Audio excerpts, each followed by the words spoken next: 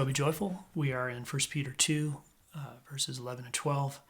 And Peter is, in these two places, he's talking about something that happens to us inwardly when our behavior goes against the Word of God, and then what happens outwardly when our behavior does go with with obedience to Him. So there's sort of an inward perspective and an outward perspective. He gets pretty specific about it.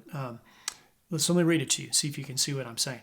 Beloved, I urge you as sojourners and exiles to abstain from the passions of the flesh, which wage war against your soul, your most valuable internal part of who you are.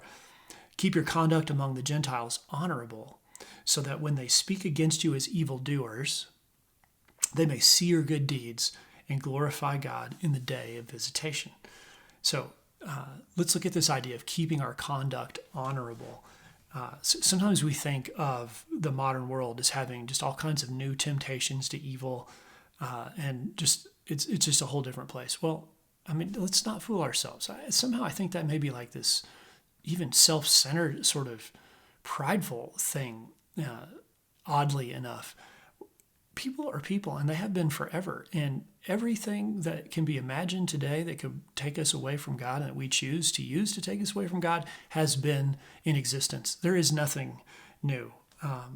So when we are seeking to fill ourselves with dishonorable things, that destroys our soul. At the same time, it prevents us from keeping our conduct before the world, before everyone that we're around, in a place that is honorable.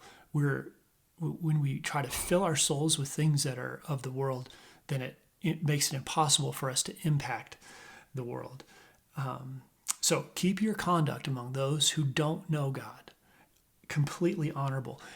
What's amazing, he says, they're going to try to speak against you, and when they make their list of complaints against you and say that you're, so-called bad because of that, what they're going to do is actually, in the end, come back around and say, no, that means there's something different about them. They belong to God, that they would actually honor God in the end.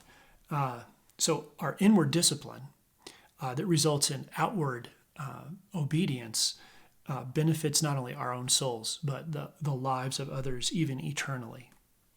So may our behavior and our conduct and our character transform the lives of others and be effective in bringing the gospel to the communities that we live in. So what communities are you in especially with non-believers, and are they able to see your honorable conduct? Would they be able to convict you of the honorable conduct of knowing the God of the universe? All right, give it some thought. Let's walk with Him. All right, see you.